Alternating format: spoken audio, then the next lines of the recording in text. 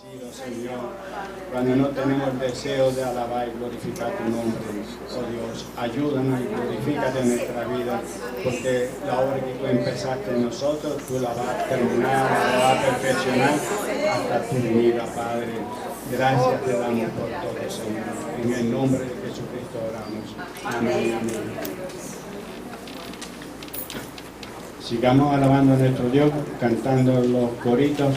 Tú mereces gloria y honra y al estar en la presencia de tu divinidad. Tú mereces gloria y honra, Señor, levantamos nuestras manos y exaltamos tu santo nombre. Tú mereces gloria y honra, Señor, levantamos nuestras manos y exaltamos tu santo nombre. Grande es Dios, hacedor de maravillas, y no hay otro como tú, no hay otro como tú. Grande es Dios, hacedor de maravillas, y no hay otro como tú, no hay otro como tú. Tú mereces gloria y honra, Señor, levantamos nuestras manos y exaltamos tu santo nombre. Tú mereces gloria y honra, Señor, levantamos nuestras manos y exaltamos tu santo nombre. Grande es Dios, hacedor de maravillas, y no hay otro como tú, no hay otro como tú. Grande es Dios, hacedor de maravillas, y no hay otro como tú, no hay otro como tú. Grande es Dios, hacedor de maravillas, y no hay otro como tú, no hay otro como tú. Y antes de cantar el próximo cántico, qué maravilla ha hecho el Señor en este día, ¿la puedes testificar? Amén, rapidito. Las maravillas del Señor, como lo estamos cantando. Amén, gloria al nombre del Señor. Les doy gracias a todas las hermanos y hermanas que oraron por mi hija, ¿verdad? Por trabajo. Dios se glorificó de manera especial. Mientras ella estaba desempleada, ella decidió hacer labor voluntaria en una de las égidas que él sí, pues, es líder. Y entonces ella siguió yendo todos los jueves, o cuando podía. Y entonces, cada final de mes, lunes y martes, estábamos en retiro, precisamente presentándole esto al Señor. Es que Dios es grande y maravilloso. Y nada, seguía sometiendo muchos resúmenes, y ¿sabe una cosa?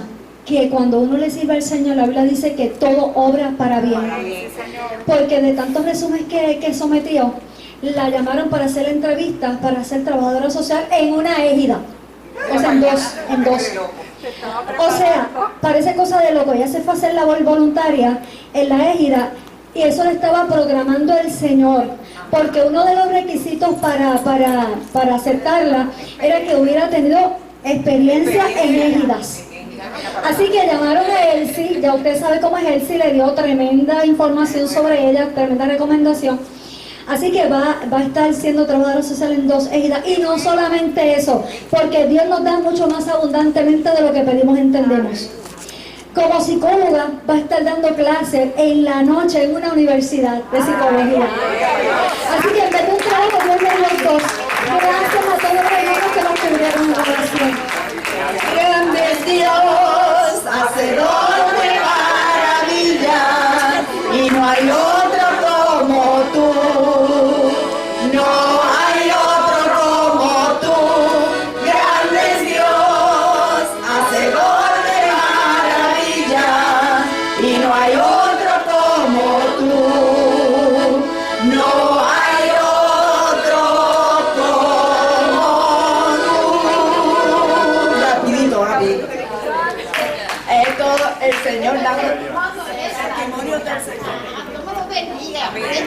vacaciones, que yo siempre pongo a mi hijo que llegó de vacaciones, hoy se va a reunir por 3 días. Pero la esposa de él es americana y llegó la conversación ayer que él me está diciendo que ella no creía en Dios y los nenes no creían en Dios. ¿Verdad? Entonces yo cogí y llamé al nene, que lo tengo aquí, que es pequeñito, ¿ves? Y entonces yo le empecé a hablar y le dije de Papá Dios que yo en mi casa le serviremos.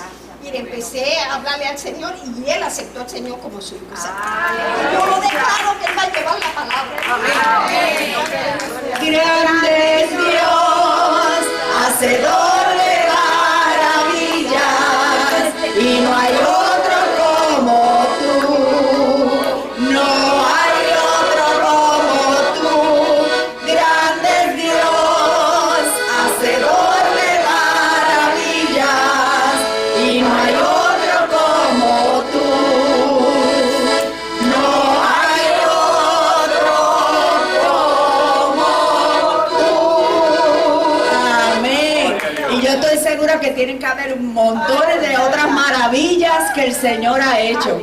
Y entonces las podemos contar un poquito más tarde, pero dime. Se le pasó un detallito, pero es bien importante. El mismo día que firmó contrato, recibió ese mismo día en la tarde el último cheque de desempleo donde le decía que era el último. O sea, así como hermana. El Señor Dios tiene todo en orden. Amén. No la dejo desamparada. Gloria a Dios. Eso es nuestro Señor. Eso es lo que hace nuestro Señor. Te entrego. Vamos a seguir cantando, alabando a nuestro Dios al estar en la presencia de tu divinidad. Estamos en la presencia del Señor. Yo me gozo, ¿verdad? Con todas estas testimonios tan hermosos de las cosas que el Señor hace y cómo, ¿verdad? Hemos sido testigos, ¿verdad? De cómo el Señor contesta nuestras peticiones. Amén. Y que da más abundantemente de lo que pedimos. Así que ahorita seguimos dando testimonio.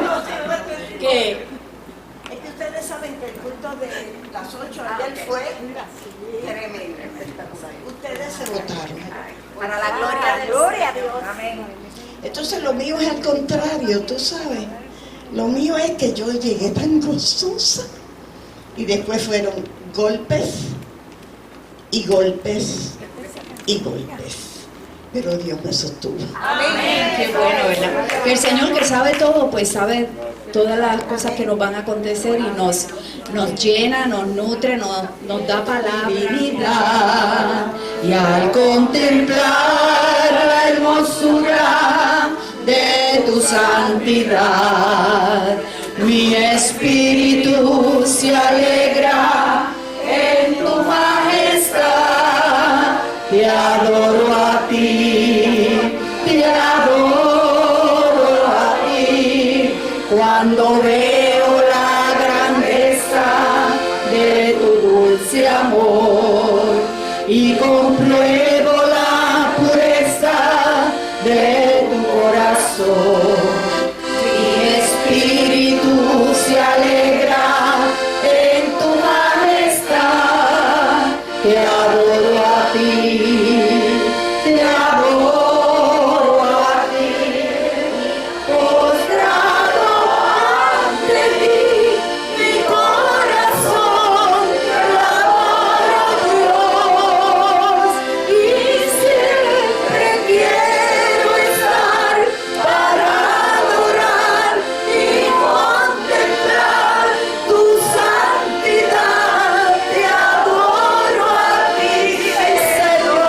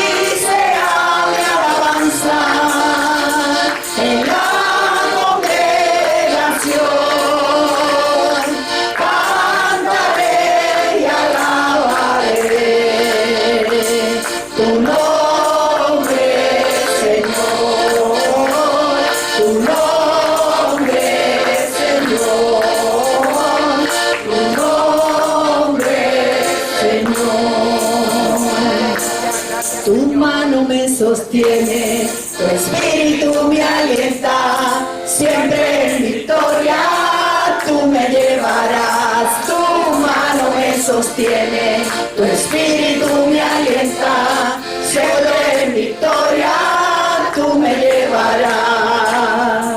Vivo solo para Cristo y nadie más, solo en Jesús encontré la paz.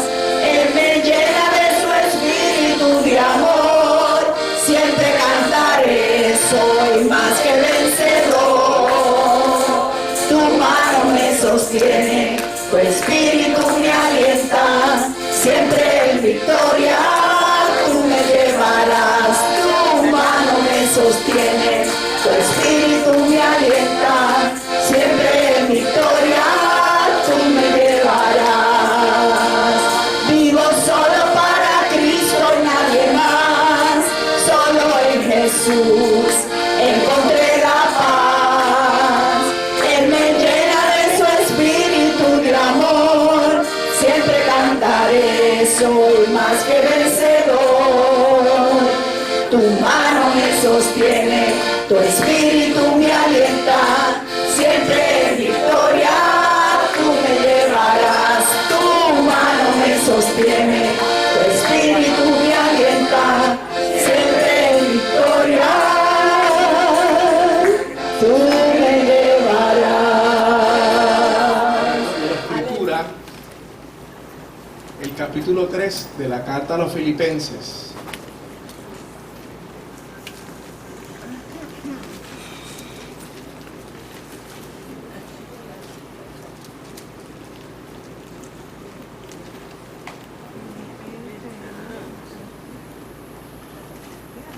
Filipenses, el apóstol Pablo escribiendo a estos queridos hermanos.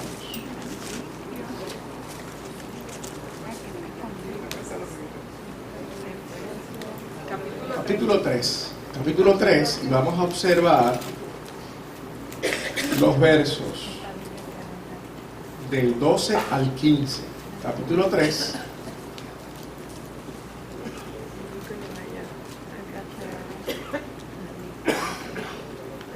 Del 12 al 15. Vamos a leer en la versión Reina Valera, que es la que casi siempre todos tenemos.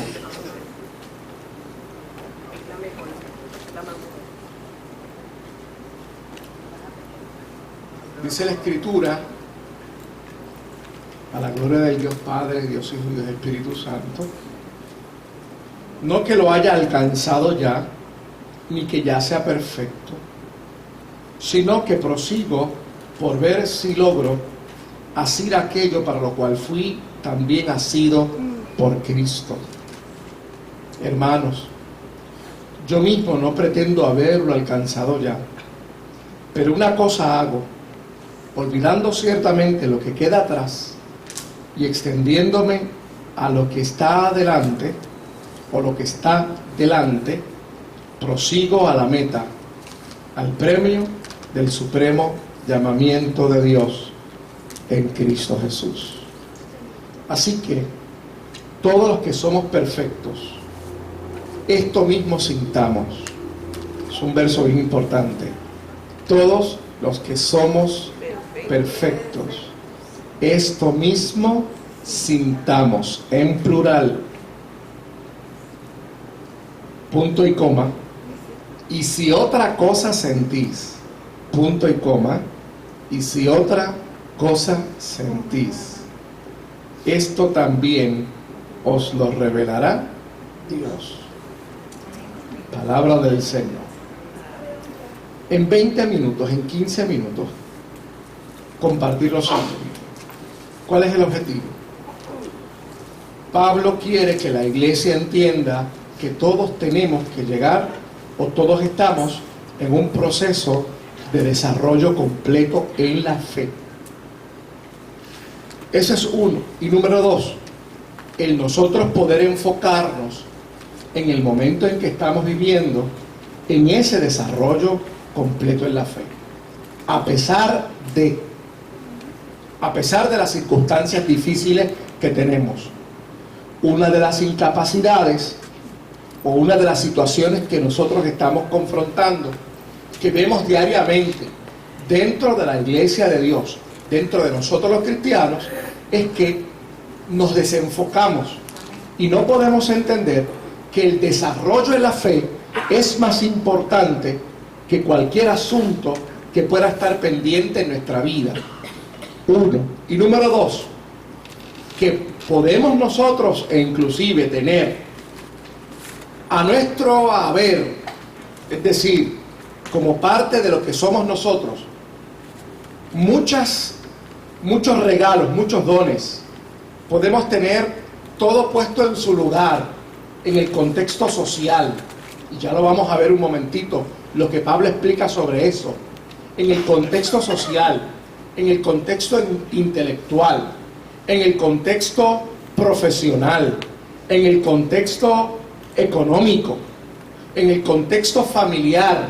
Todo eso puede estar en orden, es decir, todo eso puede estar de una manera increíblemente puesta en su lugar y tener éxito.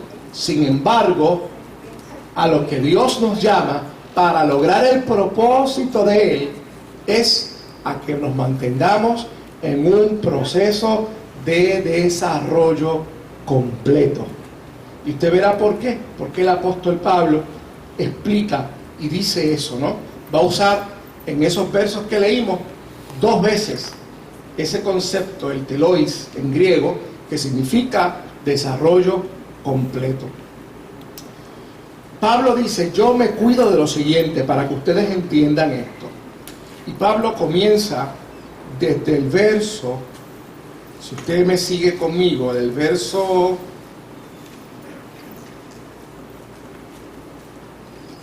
5 en adelante, a dar razones. Obviamente, el contexto de la carta, de ese capítulo en particular, al principio él está hablando de que se tiene que la iglesia cuidar de los falsos maestros, ¿no? Pero aprovecha para introducir el tema de ese desarrollo completo que necesitan los cristianos y las cristianas adquirir en su vida. Y Pablo entonces comienza diciendo desde el verso 5 en adelante, quiero leerlo, sígame con la vista, que es unos versos muy conocidos de nosotros, ¿no? Que es lo que dirían en la academia el currículum vitae de Pablo. Y Pablo dice, todas esas cualificaciones, inclusive todas esas áreas en las cuales he tenido éxito, ninguna de ellas puede estar primero que no sea el yo seguir la meta para lo cual Dios me llamó, el propósito de mi vida. Y esto es fundamental hoy más que nunca. Yo compartía con unos hermanos y hermanas y les decía, si nosotros hoy entendemos esto, y obviamente algo fundamental es que estamos orando para que estas nuevas generaciones lo acaben de entender. Mi esposa y yo compartíamos que estamos tan entretenidos, o sea, nos entretenemos con una facilidad, y eso es producto de que le estamos dando más importancia a los problemas. Entonces cualquier cosa ahora se nos llena el cuarto de agua, y es que siempre tenemos el vaso lleno de problemas. Cualquier cosa se nos desborda, cualquier sobresalto, alguien comienza a gritar ahí, ya todo el mundo tiene una idea distinta de un desastre, una cosa impresionante. Alguien comienza ahora mismo a gritar en la acera ahí, escandalosamente, y se nos pasa por la mente un desastre. Se cae un canto del cielo, qué sé yo, o algo así, de un terremoto. Pero si yo no lo he sentido, no puede haber sido un terremoto. ¿Por qué? Porque vivimos con el vaso lleno de problemas, lleno de preocupaciones, lleno de ansiedades. Y el apóstol Pablo nos invita a que cambiemos ese paradigma. En el caso de generaciones jóvenes, como les estaba diciendo, mi esposa y yo comentábamos que vivimos entretenidos. Es una cosa impresionante. Las horas que se gastan en el dichoso y bendito Facebook. Las horas, miles de horas que esta sociedad gasta en el dichoso Facebook, averiguando cosas que no tiene que averiguar, mirando cosas que inclusive son pecaminosas. Porque la Biblia dice que de los pecados que se hacen ocultos ni se mencionan entre vosotros. ¿Y los cristianos? Pues bien, qué chévere, eso yo no lo hice. Y la Biblia dice, pues si tú no lo hiciste, pues no lo mires, ni lo compartas. Y después venimos y levantamos las manos al cielo y adoramos al Señor, después de ver fornicación, adulterio. Eso es serio, hermano. Entonces nos respondemos como cristianos a la hora de la verdad. Y nos quedamos a medio pocillo. Y no podemos conquistar la tierra prometida. No vivimos las gracias y las bendiciones que Dios tiene para nosotros. Si la mente anda en otro lado y el corazón anda en otro lado también. Y la Biblia dice, donde está el corazón, allí está tu tesoro, allí está tu interés. Y esto es fundamental, esto es bien serio. Así que el apóstol Pablo dice, no había Facebook, no habían otras maneras para poder lidiar con la vida. ¿Y cuáles eran las maneras para lidiar con la vida? O eres o no eres. O vienes equipado en la vida o no vienes equipado. Y Pablo dice, yo vengo equipado. Pero aún eso, yo no lo tengo para referencia para lograr el propósito de Dios. Pablo dice en el verso 5, leo desde el 4 para poder entender el contexto. Aunque yo tengo también de qué de confiar en la carne, si alguno piensa que tiene de qué confiar en la carne, yo más. Circuncidado al 8º día, significa que desde pequeño, desde antes de nacer, ya había el concepto y propósito de Dios para su vida. Los ismaelitas que habitaban también en ese momento a Israel eran circuncidados a los 13 años. Solamente aquellos a los cuales sus padres entendían que había un propósito y que querían cumplir con la ley de Dios, los circuncidaban al 8º día. Y por eso él hace esa referencia. Yo he observado y cumplido las cosas desde antes de tener conocimiento de lo que es bueno y lo que es malo. Circuncidado al 8º día. Del linaje de Israel, de la tribu de Benjamín, hebreo de hebreos. ¿Qué significa eso? Él pertenecía a la aristocracia de Israel. La tribu de Benjamín fue la que regresó junto con la de Judá del exilio babilónico. Por lo tanto, ellos eran los que tenían a su haber el reconstruir a Israel. Y por lo tanto él decía, yo sé de dónde vengo y hacia dónde voy. Soy de la tribu de Benjamín, hebreo de hebreos. Es decir, sus padres no eran uno gentil y otro hebreo, eran los dos hebreos. Y en cuanto a la ley, fariseo. Significaba, nosotros siempre pensamos que fariseo es algo malo. No, habían 6.000 fariseos. De ese número, dicen algunos teólogos, ellos no querían pasar, querían que se quedaran en 6.000 nada más. ¿Por qué? Ser fariseo era entender, vivir para Dios desde levantarse hasta acostarse.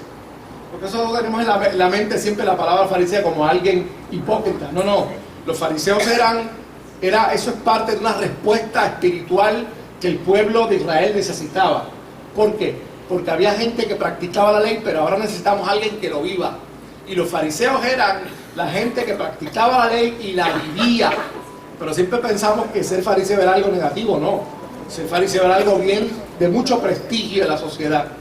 Y cumplían con una función, cumplían con la función de guiar al pueblo en esa espiritualidad que emanaba de cumplir la ley. Así que él era fariseo de fariseo. Algunos dicen que sus padres inclusive tuvieron la osadía de entrenarlo desde pequeño para que fuera fariseo. Y finalmente era celoso. Celoso, perseguidor de la iglesia, falta uno más. Perseguidor de la iglesia, que no es otra cosa que demostraba, y eso obviamente era algo fundamental para los fariseos, demostrar que las cosas de la ley eran fundamentales, por lo tanto, no era un creyente pasivo, sino era bien activo. A la hora de actuar, ahí estaba actuando. Y dice, en cuanto a la ley, irreprensible. Significaba que había cumplido con todos los elementos de la ley no era que fuera perfecto y que no fallara, sino que siempre iba a haber intentado, haber cumplido los 300 y pico de mandamientos que tenía la ley. O sea, esas son las características sociales, emocionales, económicas, intelectuales y profesionales que Pablo las tenía completas. Sin embargo, él dice, todo eso está ahí. Y todo eso puede ser bueno para poder vivir para Dios y desarrollarnos, pero lo tengo por pérdida, por tener a Cristo en mi corazón y tener el desarrollo completo que implica vivir para Dios. Hoy nosotros, repito lo que decía al principio, necesitamos tener ese telois, ese desarrollo completo en nuestra vida. Dios nos llamó a ese desarrollo. Mire lo que dice la palabra en Efesios, capítulo 2. O vamos primero a Primera de Corintios, capítulo 2. Primera de Corintios, capítulo 2.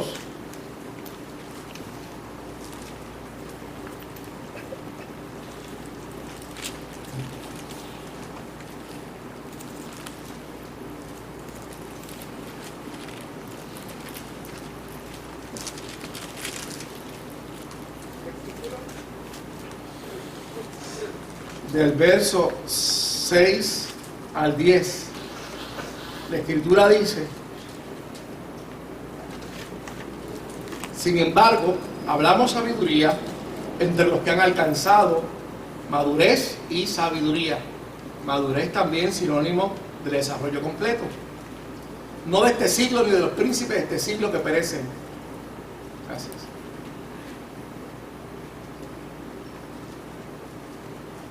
Mas hablamos sabiduría de Dios en misterio, la sabiduría oculta, la cual Dios predestinó antes de los siglos para nuestra gloria, la que ninguno de los príncipes de este siglo conoció, porque si lo hubieran conocido, nunca hubieran crucificado al Señor de gloria.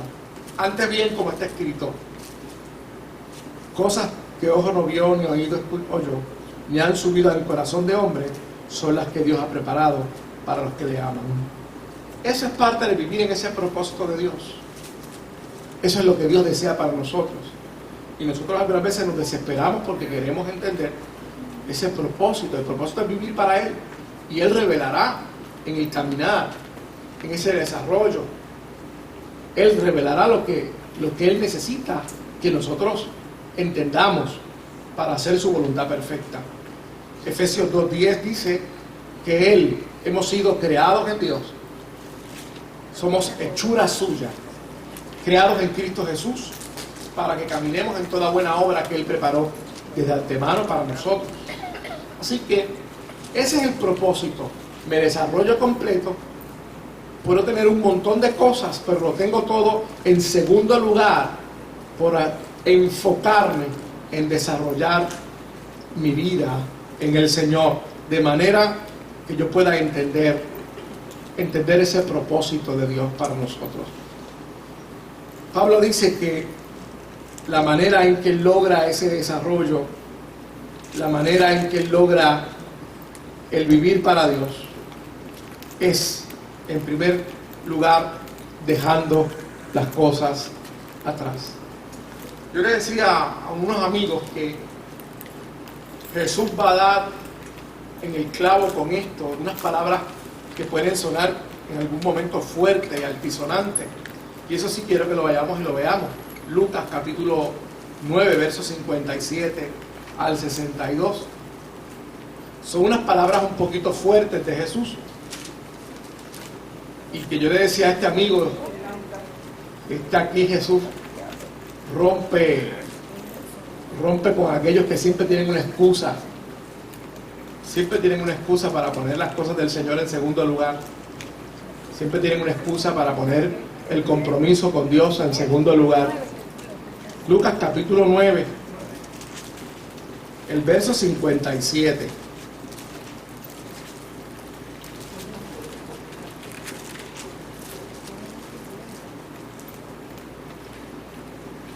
Yendo ellos, dice la Escritura, uno le dijo en el camino: Señor, te seguiré a donde quiera que vayas.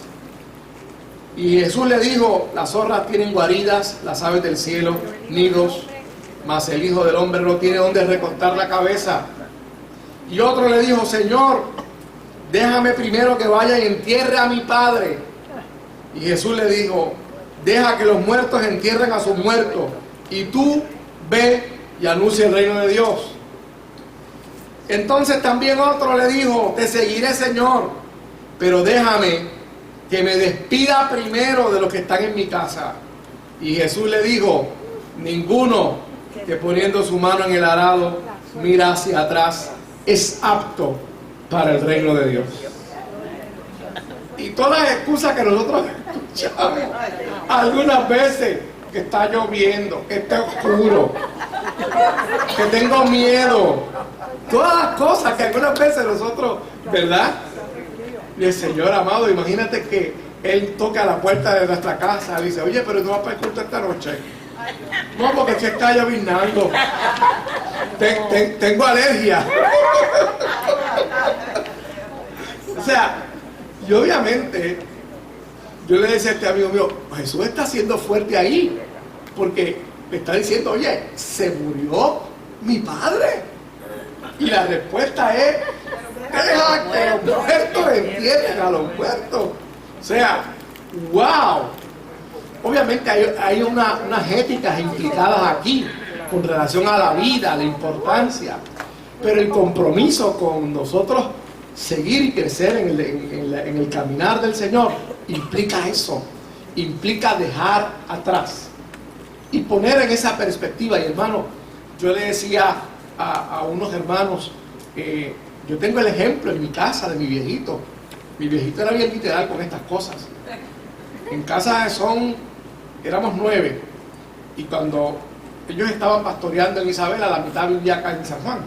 Así que no era como ahora, que nos tardamos 1 hora y media en llegar a San Juan. Se tardábamos 3 horas y media y 4 horas en llegar a Isabela, o viceversa, o de Isabela acá, porque lo que existía era la número 2. Así que no se viajaban todo el tiempo. Así que posiblemente viaja al mes, o un mes sí, un mes no, iban los muchachos a ver a sus papás. Iban sábado o domingo. Así que el viejo llegaba y decía, es hora de ir para el culto. Ustedes están aquí, se pueden quedar aquí, hablamos. Después del culto, si están aquí, nos vemos. Dios les bendiga. Así era. Así enseñaba a la iglesia. Primero es el Señor, y sus hijos lo tienen que saber. Así que coordinamos todos para que juntos o vayamos al templo, o me esperan aquí en lo que yo regreso de mi compromiso con el Señor.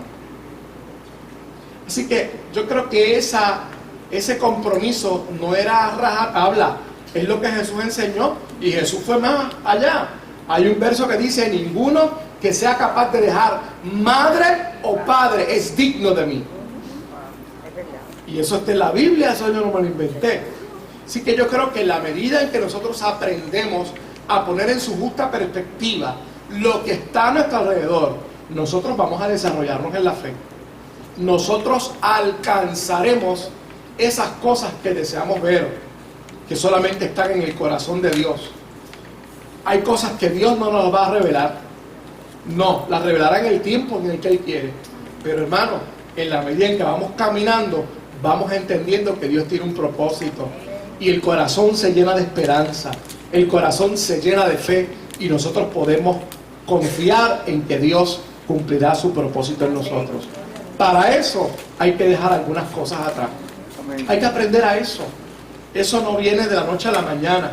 Hay gente que está esperando que en un culto venga alguien y oren por ellos y ellos aprendan a dejar las cosas atrás. No, eso implica disciplina. Eso implica nosotros vivir por la palabra. Es lo que el apóstol Pablo indica, que eso es vivir en el Espíritu, para uno poder entender las cosas del Espíritu y para uno poder entender el que Dios nos ha llamado a crecer. Y finalmente, el apóstol Pablo dice, ¿cómo yo desarrollo, y discúlpenme la repetición, ¿verdad? Ese crecimiento completo en la cristiandad, dejando atrás, y el texto que lo utiliza de los maratones, lo saca de ese contexto del correr, estirándome a lo que está hacia adelante. ¿Qué es eso? ¿Usted ha visto las carreras? Cuando van llegando los corredores como que se estiran hacia el frente. Pues el apóstol dice, tenemos que estirarnos. Eso no es otra cosa que esforzarnos. Esforzarnos. Esforzarnos. Nunca olvido cuando esta iglesia estaba en sus paredes originales, porque eran hasta ahí nada más. Y había en el culto de oración que se celebraba en esta esquinita, y Babilonia me decía, yo llego cansado, pero vengo con los tenis puestos, y vengo aquí, aunque esté muriéndome del cansancio, pero llego al culto de oración. Eso nunca lo olvido. Yo era un poquito más joven de lo que era ahora, Y obviamente eso parecería una tontería, pero eso inspiró en mí compromiso, esfuerzo. Y obviamente el que se esfuerza en la fe ve el resultado para la gloria y la honra del Señor. El apóstol Pablo dice eso y termina diciendo esto: cuando nosotros caminamos en esa dirección, Dios a nosotros como cuerpo, como iglesia, nos va a dar el mismo sentir, nos va a dar la revelación de su gracia para que hagamos su voluntad todos juntos. Y si alguno disiente de esa revelación, se supone que Dios no la revele a todos. Por eso es que en esto yo soy bien firme. Y cuando alguien me dice, no, porque es que Dios me está llamando para que me vaya a otro lado, y dije, ¿ya tú oraste con tu pastor sobre eso? Porque yo no creo en eso, hermano. Y qué bueno que lo está grabando Robbie. Eso sí que me gusta que lo grabe, para que lo ponga en internet. No creo en esas cosas de la gente que me dice, porque Dios me llamó para que me fuera a trabajar a otro lado. Digo, ay bendito, pobre pastor. Porque entonces esa persona me está diciendo a mí que no conoce a su pastor. O sea, el pastor, Dios lo pone para que esté a cargo de ti, para que te cuide. Y entonces Dios te habla a ti y al pastor, bendito. Como diríamos en buen puertorriqueño, una palabra que algunas veces no suena bien, pero hay que decirla. El pastor que se chave, que sufra. Eso es un pastor. Como alguien me dijo, ¿para eso Dios te llamó? Para ser pastor, para que sufra. Así, aunque usted no lo crea. Por eso es que yo no creo en esa gente que me dice que Dios lo llamó para que trabajara en otro lado. No. Mejor dime a mí que tú te quieres ir porque yo soy feo. Mejor dime porque aquí hace calor en la iglesia. Porque te pican los mosquitos. Porque el asiento no sirve.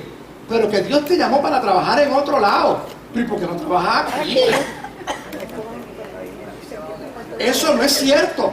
Eso va en contra de lo que dice la Escritura. Si algo, usted se recuerda por qué leí ahorita eso. Si algo necesitamos sentir, lo vamos a sentir todo. Pero ¿por qué tú y yo no? Pero entonces tenemos ese relajito en las iglesias en el siglo XXI en Puerto Rico, que Dios me movió. ¿Y por qué Dios te movió a ti y no me movió a mí? Si Dios me pide a mí a cargo tuyo, ¿por qué no me lo dice a mí? Y te lo dice a ti nada más. Pues tú eres más espiritual que yo. Tú eres más santo que yo.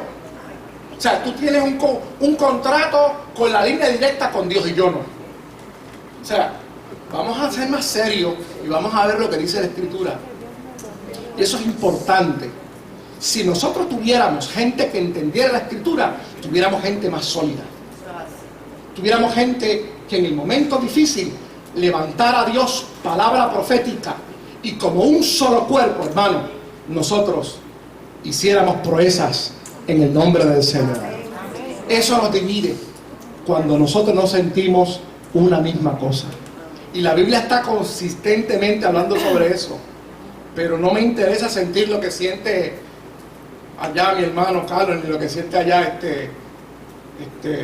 Fuster. No me interesa. Allá él que sienta.